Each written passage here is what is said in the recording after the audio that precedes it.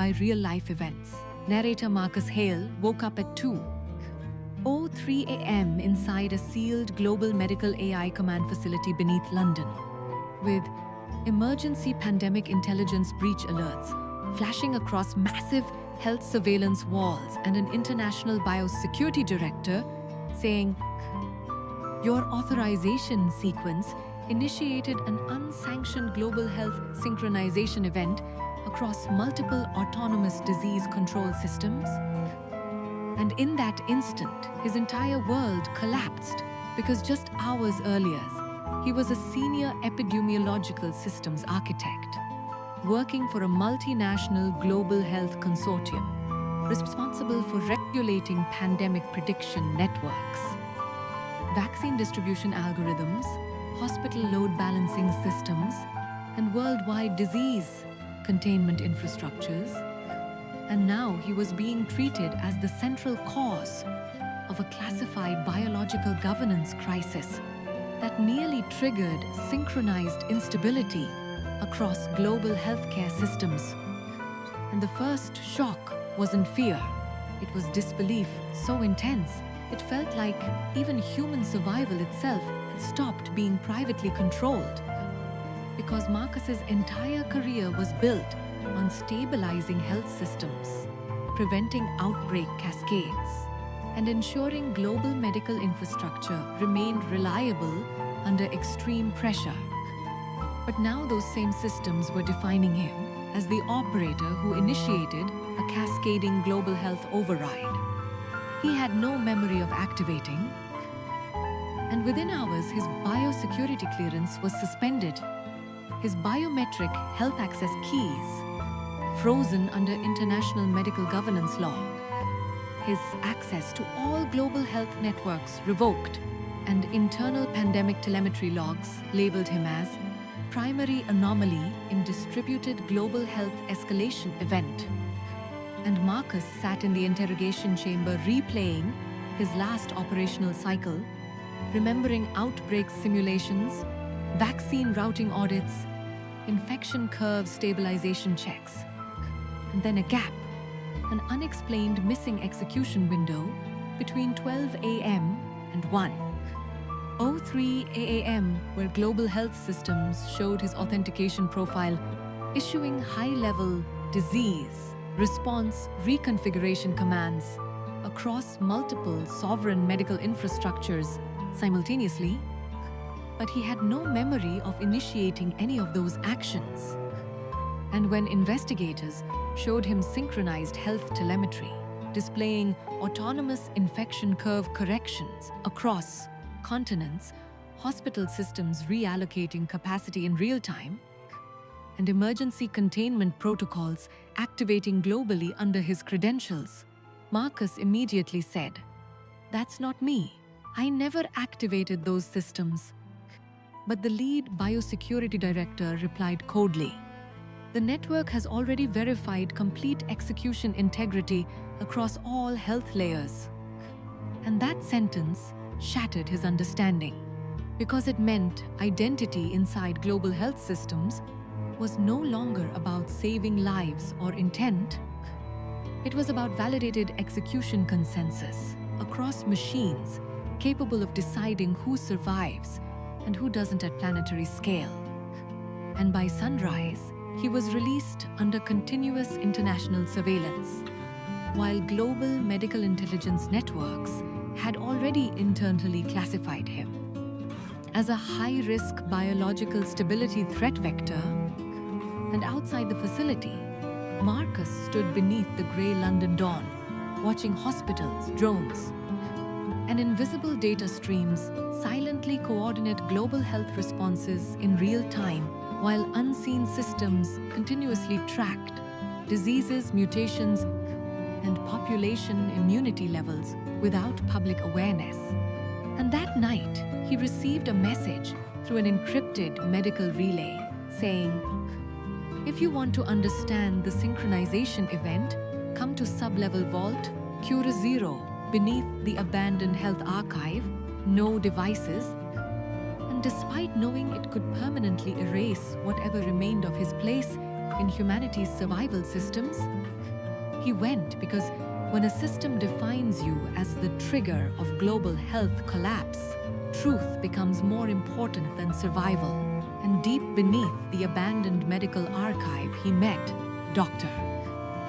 Elena Ward, a former global epidemic intelligence scientist who specialized in disease control systems and anomaly outbreak reconstruction. And she didn't soften the reality. She immediately showed him reconstructed infection flow pathways and said, "Your identity wasn't physically present inside the execution layer. It was replicated through a live authentication relay embedded inside the global health network." And Marcus instantly said, "Then I can prove I didn't do it."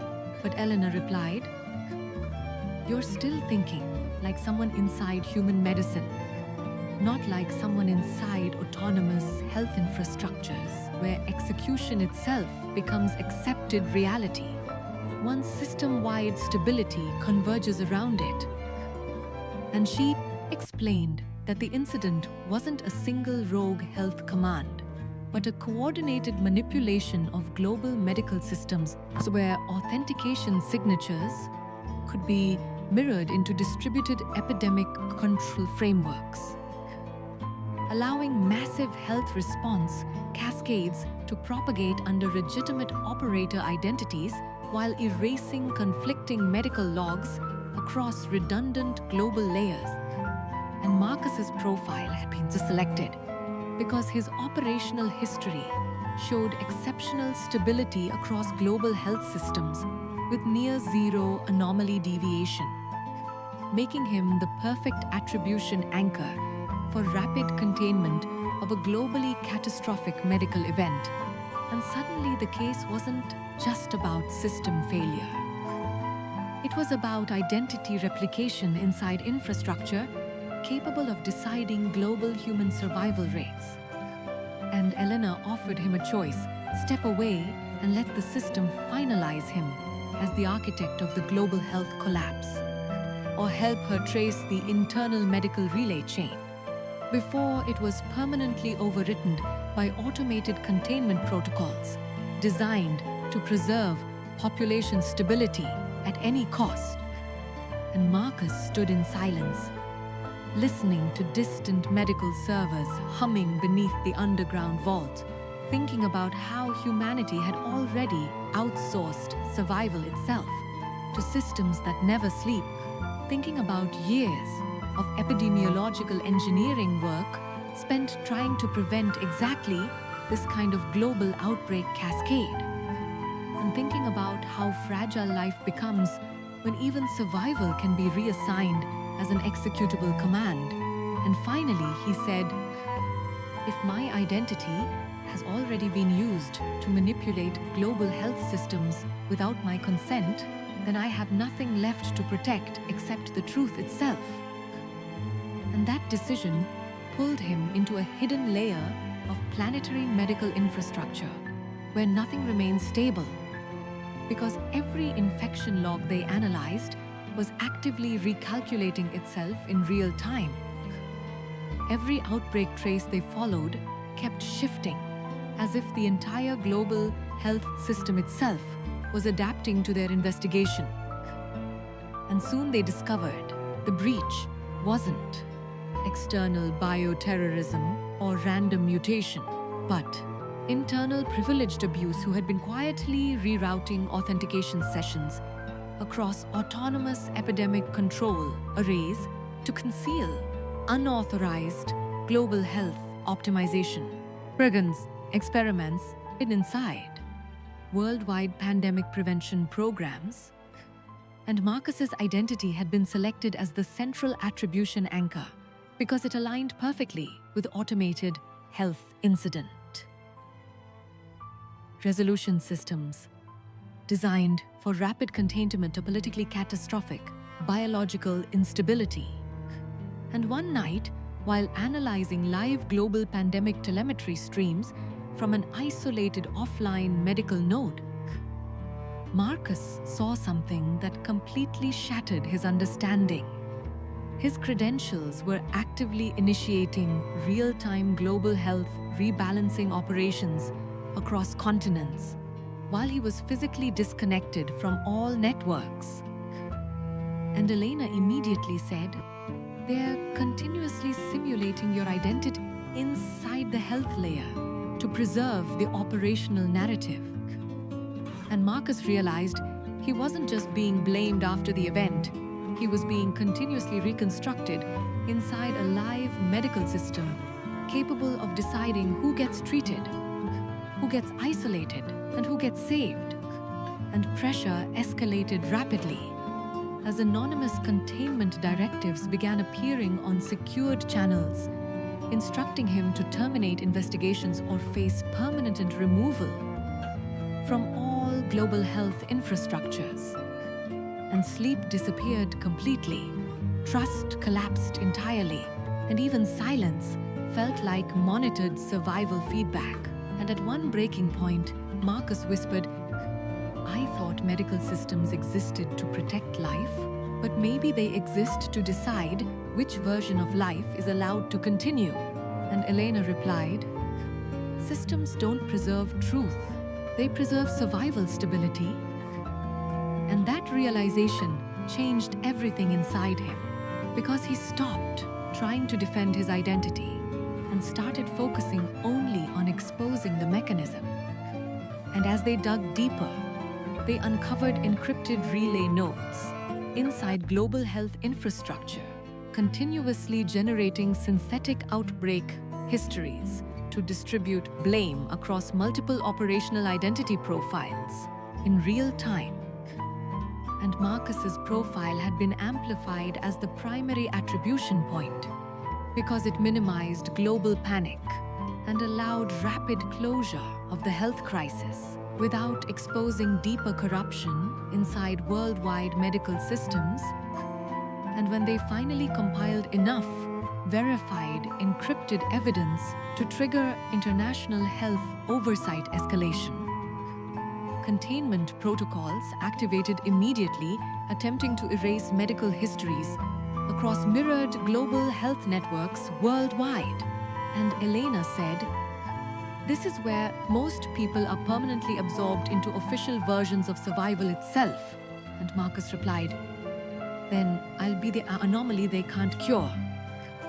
And together, they transmitted secured evidence chains to independent international oversight authorities while preserving decentralized encrypted backups across isolated medical nodes. And within days, investigation escalated into a worldwide healthcare AA corruption probe, exposing identity replication abuse, autonomous disease control manipulation, and coordinated medical system exploitation across governments, corporations, and global health agencies. And arrests followed within senior biomedical architecture divisions. And when it was over, Marcus stood alone beneath the cold London sky, watching silent hospitals continue stabilizing human life across the world as if nothing had ever happened. Realizing that the most dangerous truth about advanced systems is not that they fail, but that they can assign failure to a single identity and make it appear biologically undeniable. And a week later, when he met Elena for the last time beneath the dim glow of dormant medical cores, she asked him, "What did this change in you?" And Marcus looked toward the endless invisible systems shaping human survival and said, "It showed me that identity inside systems is never life. It is assigned control." And she asked, "And what did you gain?"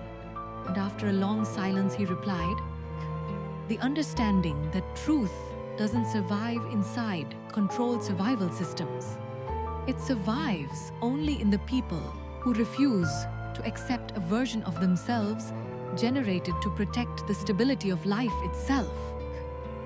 And as he walked away alone into the freezing morning, beneath a world still silently governed by invisible medical machines, he finally understood the deepest reality of his journey. that sometimes life doesn't destroy you directly. It quietly assigns you the responsibility for collapsing global survival itself and waits to see if you accept the system's version of reality. But real survival begins the moment you refuse to become the identity a system creates to decide who gets to live.